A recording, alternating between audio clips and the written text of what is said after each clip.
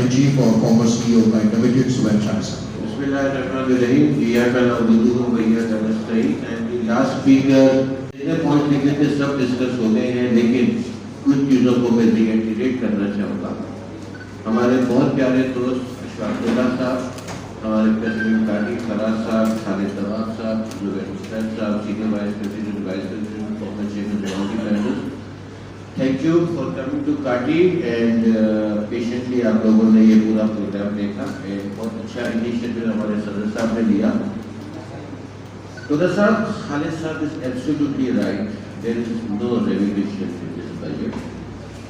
Industry is going down. Unemployment, मतलब employment तो दूर की बात है, unemployment हो रहा है, 30 to 40% लोग फारिग हो गए हैं, मजदूर फारिग हो चुके हैं। The reason is not you, not me, it's the global recession and the political instability in the country. And political instability in the economic instability लेकर के आया।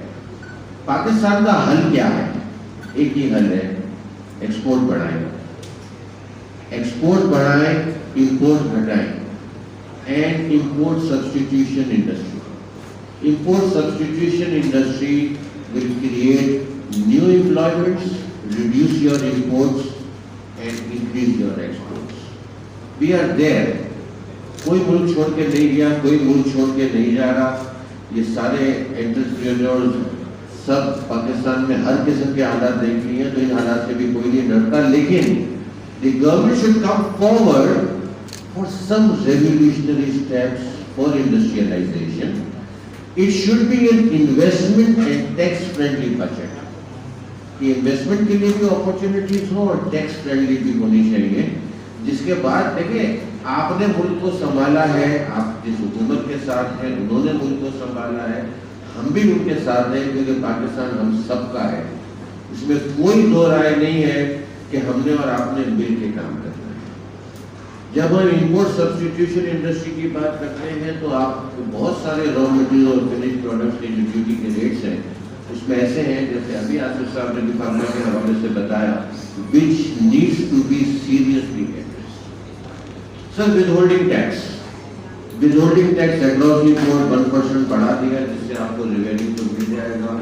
इसलिए अल्टीमेटली आम पब्लिक पे ही पास ऑन होगा, ये बात तो डिसाइडेड है, और महंगाई मजीद महंगाई होगी। कोई अपनी जेब से ये अमाउंट आपको नहीं देगा, अल्टीमेटली ये ऐड होगा, हर प्रोडक्ट पे ऐड होगा, हर चीज पे, हर सर्विसेज पे ऐड होगा। दूसरी बात ये कि वक्त था जब आपने हमें विदहोल्डिंग टैक्स एजेंट बनाया।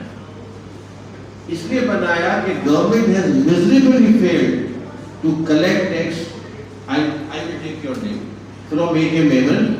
तो मेरे जिम्मे लगाया कि ए.के. मेमन मुझे कोई सर्विसेज दे या सप्लाई दे, तो मैं ए.के. मेमन का 5% टैक्स काटकर इनके नाम पे आपको जमा करा दूं।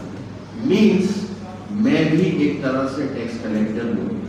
मुझे आप कोई परसेंटेज नहीं देते टैक्स कलेक्शन करने की, मुझे कुछ चाहिए भी नहीं, लेकिन हर साल मॉनिटरिंग का इतना बड़ा फर्रा आ जाता है। एक तो मैं फ्री में आपका काम कर रहा हूँ विदाउट चार्जिंग एनीथिंग, जो कि मेरी जिम्मेदारी नहीं है। ए.के. मेमन से टैक्स लेना आपकी जिम्मेदारी है, मैंने इनसे सर्विसेज ले ली, इनको पैसे दे दिए, आप पकड़ो ना।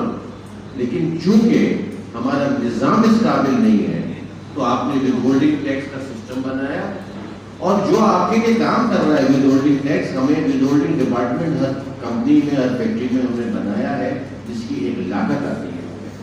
हमें वो लागत भी नहीं इन्वेस्ट नहीं कर रहे, उनमें आपको फर्रे बेचते हैं, और वो फर्रों से जान छुड़ाने के लिए हमें क्या देना पड़ता है, आपको भी पता है और हमें भी पता है।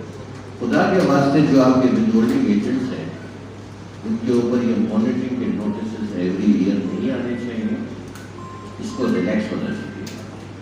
दूसरी बात ये है कि जो $1 लाख वाली स्कीम आप लोगों ने प्रपोज की है, यस इट इज एप्रिशिएटिव, आने चाहिए, बल्कि कुछ टैक्स एमनेस्टी स्कीम लोकल भी आनी चाहिए, बिकॉज यहाँ पैसा बहुत है, लोग इन्वेस्ट करना चाहते हैं, अपॉर्चुनिटीज देनी चाहिए जिससे चीजें सामने आए। फिक्स टैक्स रिजीम एक बहुत अच्छी चीज है, जिसका जिक्र जुबैर साहब ने भी रिटेल के हवाले से किया।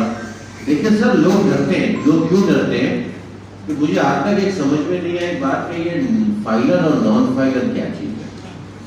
जब आपने इंट्रोड्यूस किया اس وقت سمجھ میں آتا تھا کہ اگر فراز صاحب نان فائلر ہیں تو میں 5% والا ہوں، یہ 10% والا ہے، آپ ان کو سزا دے رہے ہیں اور اس سزا کے بعد ان کو آپ ڈیتھ نیٹ میں لائیں گے. آج میں 5% دے رہا ہوں اور یہ 10% دے رہے ہیں. ان کو پھرا نہیں آتا، میرے کو پھرا آتا ہے. یہ انکم ٹیکس بلڈنگ کی سیڑھی نہیں چڑھتے، میں انکم ٹیکس بلڈنگ کی سیڑھی چڑھتا ہوں. تو جو 5% میں نے بچایا نا فائدہ ہو کر، وہ میں وہاں گیا تھا. یہ بھی 10 پہ چھوٹ رہے ہیں، میں بھی 10 پہ چھوٹ رہا ہوں، مگر جو حیصل میں کر رہا ہوں سیڑھی چڑھنے کا، رائٹ، اس سے جان چھڑا دو نا. Please come up with a proposal, Asif بھائی، come up with a proposal of transformation from a filer to non-filer. I will be the first person to go there کہ میرے کو کبھی نوٹس نہیں آئے گا. یا non-filer کون ہے؟ کیا وہ انڈیا کی بارڈر کے اس پار ہے؟ ایک بار تو آئیڈینٹیفائی ہو گیا نا کہ مسٹر ABC CNIC نمبر فلانے نے یہ گاڑی خریدی یا پلاٹ خریدا، اس نے ٹیکس بھرا. یا قابو کر لو نا اس کو، فائلر بناؤ. Why non-filer? He's not India کی بارڈر کے اس طرف نہیں ہے، یہ پاکستان کی بارڈر میں اندر ہے. This discrimination should be ختم پلیز. اور ہمیں آپ ساتھ دیں، ہم سب کچھ کرنے کو تیار ہیں. Thank you very much. Thank you so much. اور